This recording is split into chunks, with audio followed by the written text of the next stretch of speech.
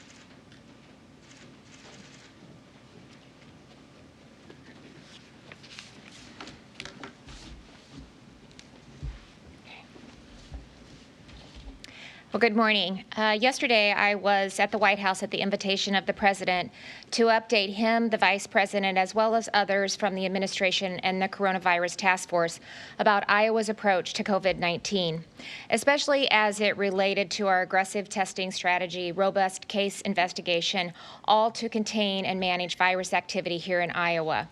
I was also proud to be joined on the trip by Dr. Padati, who shared with the President and those in attendance what her and the team at the Department of Public Health are seeing in the data as it relates to virus activity. She did such a good job in answering the President's questions that during the press conference, he invited her to be a part of the Coronavirus Task Force. And one of the reasons I think that this is really exciting is because there is no representation from a state level on the Coronavirus Task Force. And so I think that will allow kind of a state's perspective to be heard as we work through the coronavirus pandemic. So good job, and thank you for joining me there, and great work on the Department of Public Health.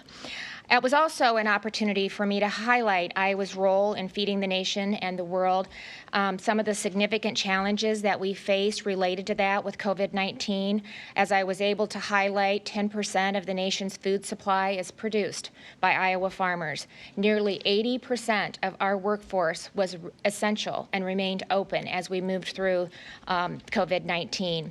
Our strong manufacturing base that's focused on food processing and supply chain, our essential workforce and infrastructure is critical to keeping the food supply chain open and moving and food on the table. We talked about the proactive measures that we're taking to protect our most vulnerable Iowans and keep essential workers safe while businesses are up and operating. The importance of PPE, the CDC and OSHA guidelines for processing plants, and the Defense Production Act, and how our strike teams are conducting surveillance testing, both diagnostic or serology of employees, sometimes both, at our long-term care facilities, manufacturing and processing plants, and how this process has really helped us identify positive cases, isolate those that are testing positive, help them get on a path to recovery, and really start to understand the scope of the virus activity and provide assurance to employees of a safe work environment while keeping our essential businesses operating safely and responsibly. We also talked about our launch of Test Iowa and the importance of our assessments and increased testing capacity, again, to help us manage virus activity, protect the health of Iowans, and get our economy back on track. In fact, I was proud to relate to the team that since March, we've actually increased our testing capacity by 800%. We were doing 300 a day in March, 1,300 on average in April, and we're averaging about 2,900 now in May. And how we're really utilizing the Iowa National Guard, the Department of Public Health, and the Department of Human Services to expand our really important case investigation team. You know, when Iowa moved to substantial spread in mid-March, we put in place targeted mitigation efforts to slow the spread, flatten the curve, to prevent overwhelming our healthcare systems. And I'm proud to say that Iowans do what they always do, and they responded. And that really gave us time to put in place our RMCCs, RMCC regions, to really collaborate with our hospital systems in each of these regions. And eventually, we were able to identify on a daily basis to Iowans the number of beds, ICU beds, and vents that were available, that were in use, and that were available. And today, we have 79% of our ICU beds available and 74% of our vents that are available for patient care.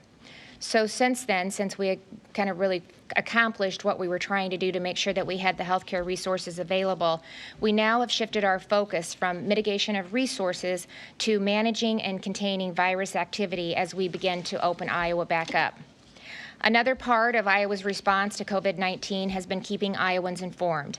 And since the first positive cases of COVID-19 that were confirmed in Iowa, it's hard to believe, that was literally just about 2 months ago, we've communicated with Iowans through nearly daily press conferences. We've leveraged social media and launched a dedicated website. Our goal from the start has been to provide Iowans up-to-date information regarding COVID-19, our response, and what they could do to protect their health and the health of others. As the weeks have passed, we've worked to improve the information we provide and really how it's delivered, from reporting more information to making it more accessible. And today I'm pleased to announce additional changes to the state website, which you can find at coronavirus.iowa.gov, that will make it easier for Iowans to, again, assess the data, access the data, and information that shows what's happening across our state. We've created a more visual dashboard that allows you to follow trends on a daily basis and filter data down to a specific day or county so Iowans can access the information that's most relevant to them. Another benefit of this change is that information will now be timelier. Currently, there's some lag time in reporting our numbers. For example, when I reported the daily numbers at Tuesday's press conference, they reflected a 24-hour time period starting the previous Sunday at 10 a.m.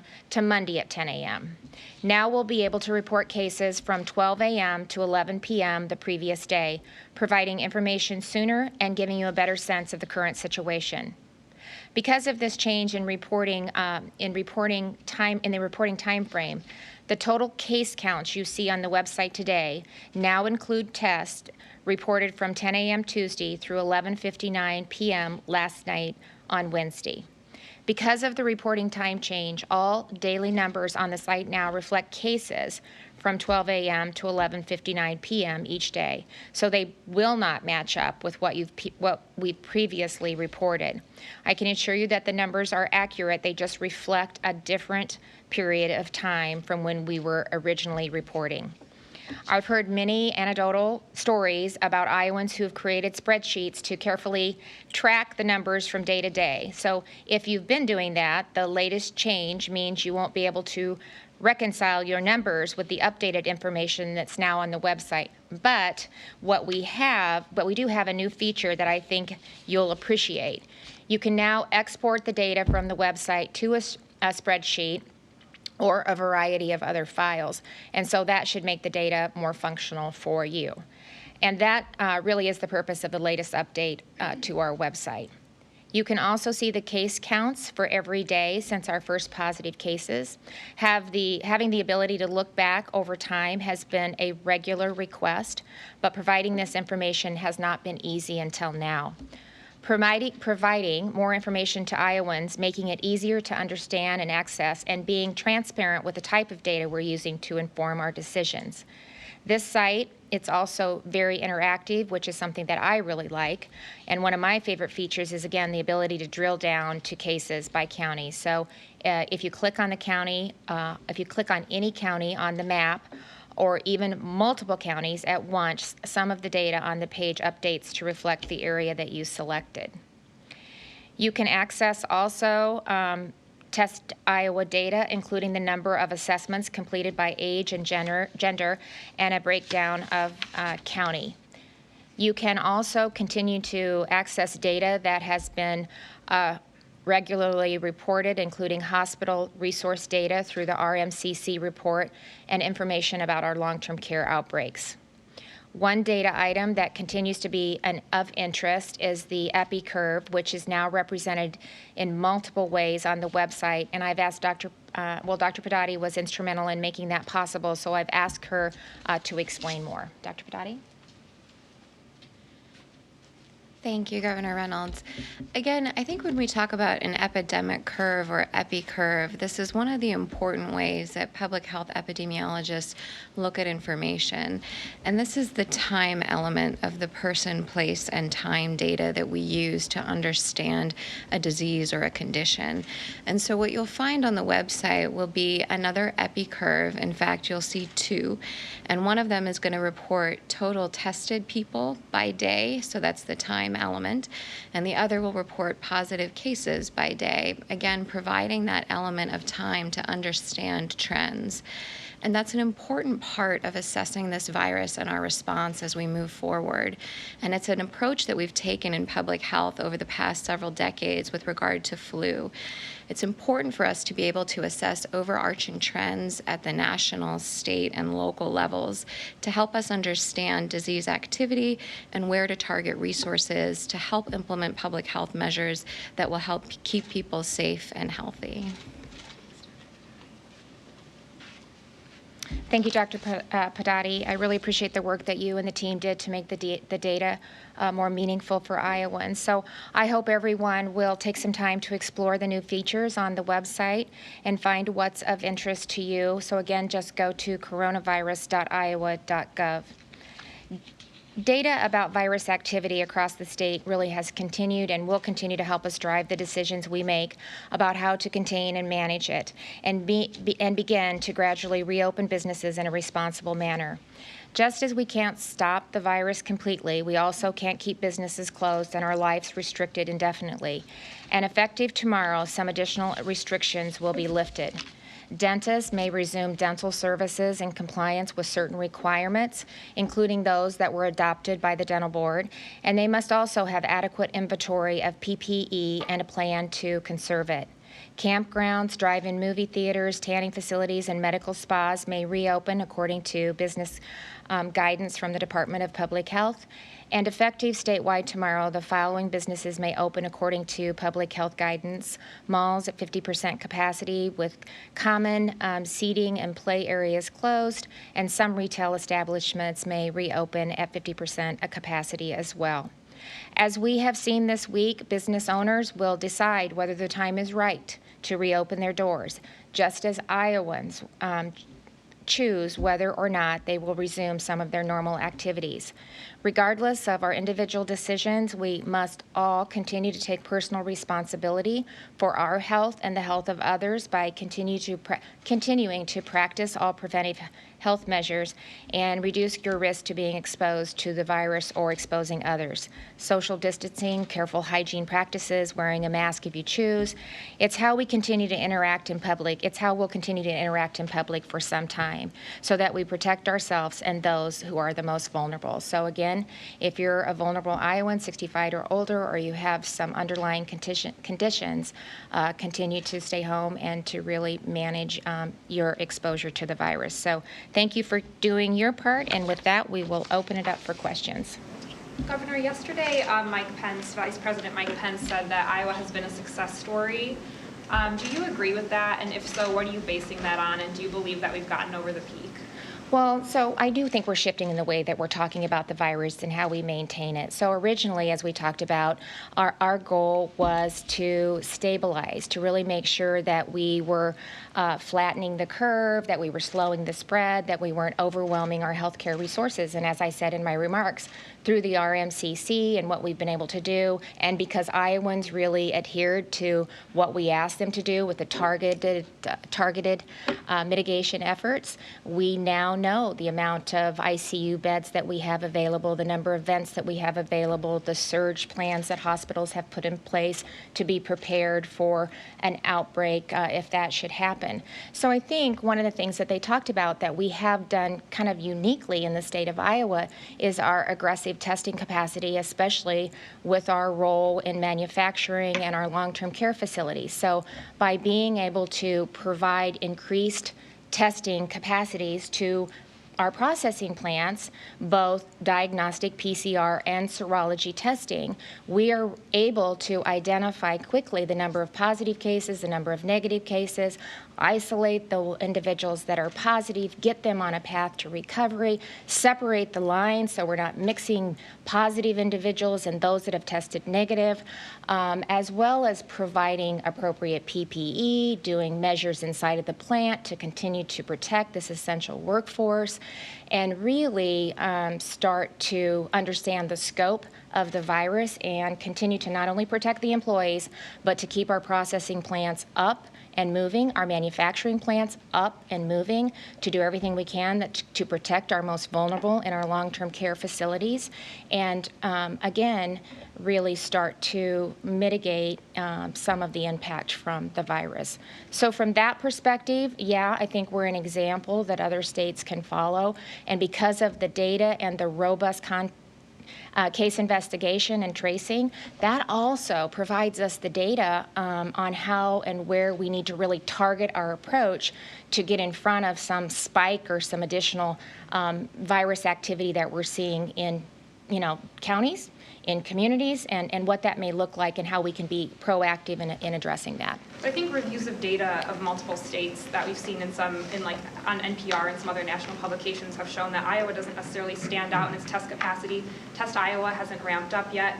And Iowa is one of the states where the virus is spreading the fastest, including some of the communities like Sioux City that have had explosive growth in cases. So how do you? Well, just as Dr. Birx indicated with us as well, Iowans can be proud of what we're doing. You should be proud of what we're doing. We are leading, and we're leading by example, and we're going to continue to lead. We've ramped up our testing. We've increased it by 800% since March. We are in a pandemic. We have a rapidly changing environment, and we are reacting and being proactive at the same time.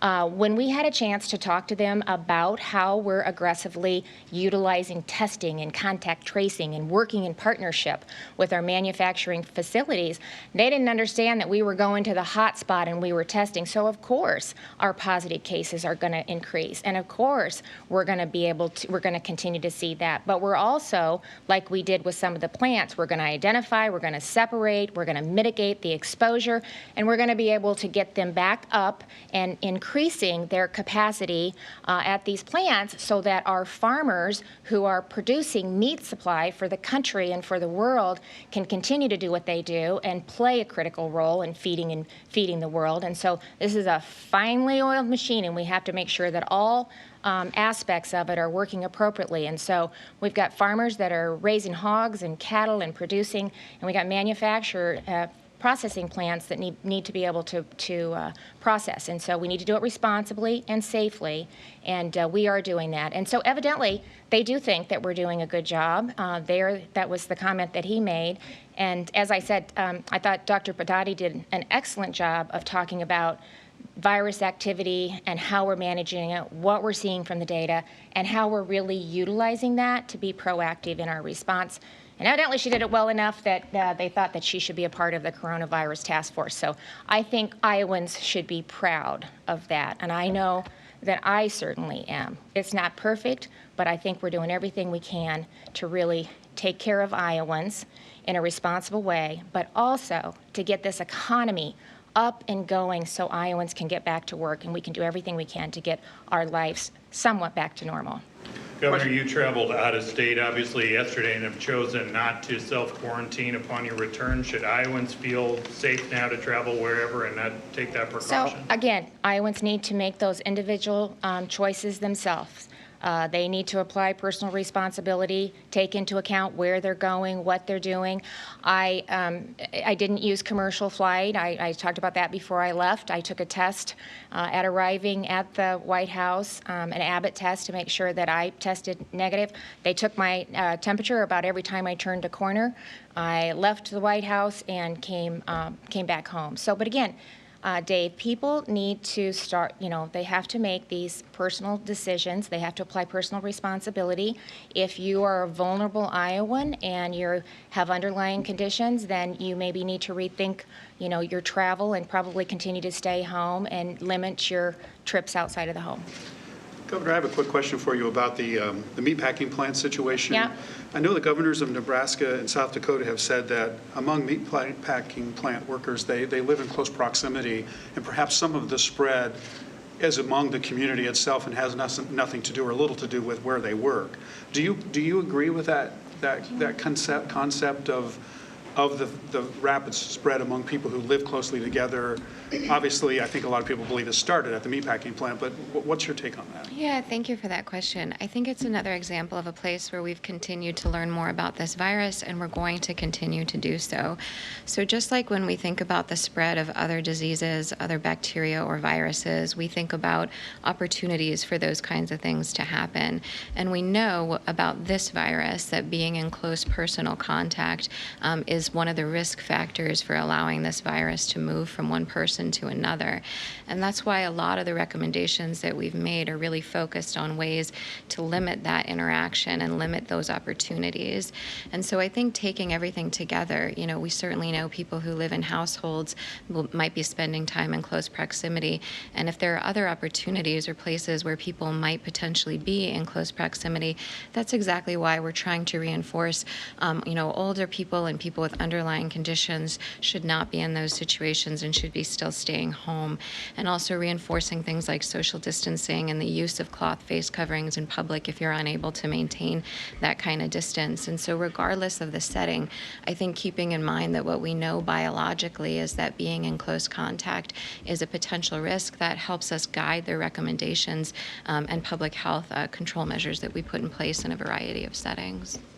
Governor, I think part of that was to basically say that regardless of what the meatpacking plants did to protect their workers, the virus may have spread Well, anyway. and absolutely, as Dr. Badati just said, it's in households, that's where we're seeing significant spread. I think, just the fact, even with the Governor Cuomo, when he was doing his press conference yesterday, one of the things that he reported out was that 66% of the hospitalization came from individuals who had sheltered because they were sheltered in or had sheltered in. And so, we learn every day. So we are seeing it spread within households, especially generational, but with the large households, and we're seeing it also then when they go to work in close proximity like that, it tends to spread as well.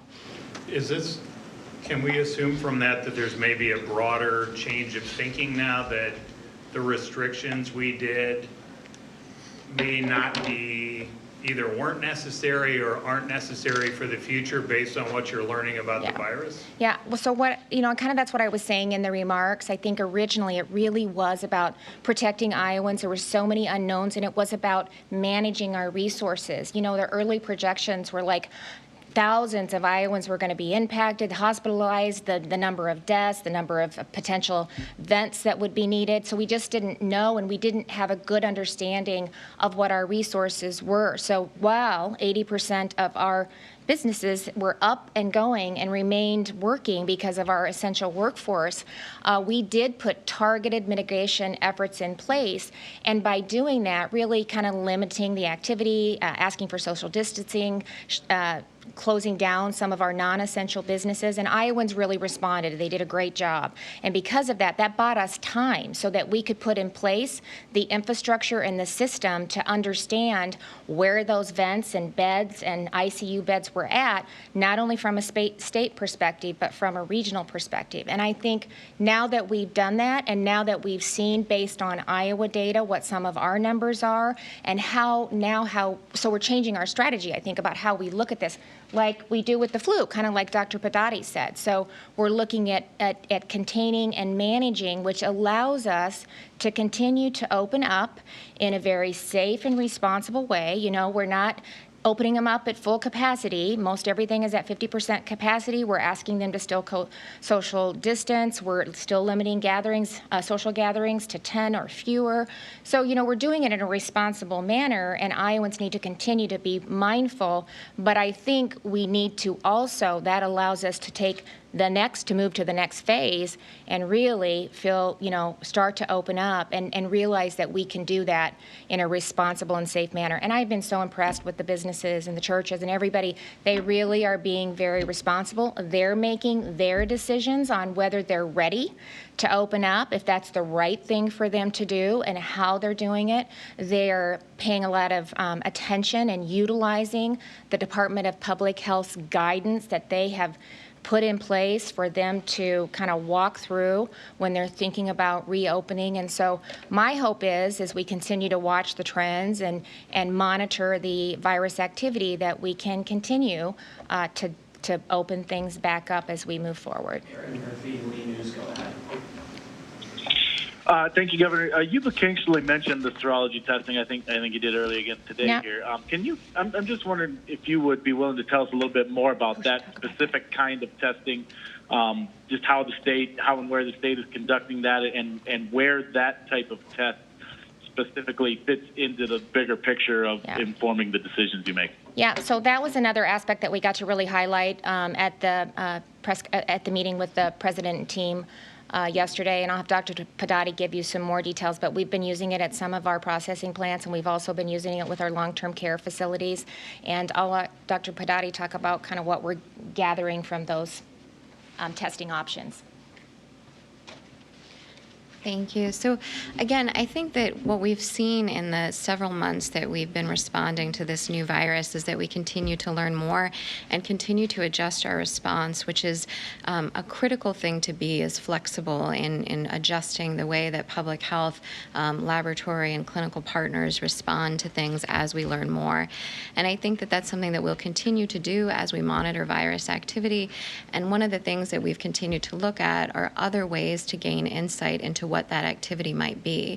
And so a test like a serologic test, which looks for the presence of antibodies, is one potential way to understand people who might have been exposed but perhaps didn't realize it or weren't tested. And remember, we've seen about 80% of people who have been infected with this virus have either had no symptoms or been very mildly ill, with about 20% of people, having more severe outcomes. And those are those people with underlying conditions and older people who are really trying to protect and make sure that we optimize outcomes for by putting systems in place and partnering with our clinical partners. And so a tool like serology might help us understand a little bit more about the patterns and activity level of this virus. And it's something that we still need to learn a bit more about, because we need to understand if you detect those antibodies, are they working to protect you? We need to understand that. And how long do they work to protect you? Because we know that there are some diseases that you can be immune to for a lifetime, and others where it may only last a couple of months or somewhere in between. And so it's an example of a place, again, that we continue to learn more, but it's something that we've offered as a way to help, again, understand a little bit more about the trends of this virus here in Iowa. And it's something that we're going to continue to work, again, with our partners throughout the state on to help understand how we can direct resources and make decisions that make the most sense for Iowans for how we live, work, and interact. Chris, KCCI.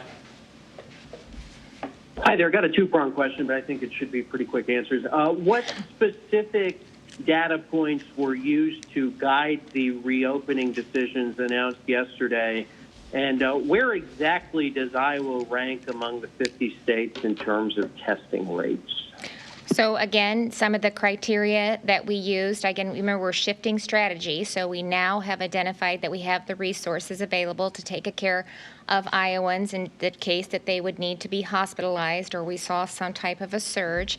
And so we're looking at virus activity and virus trend. And so that allows us to start to look at various communities, start to open up Iowa, and continue to move forward with those efforts based on what we're seeing across the state. So, and it's not just a snapshot of time. We're looking at trends. We're looking at it a 3-day, a 14-day.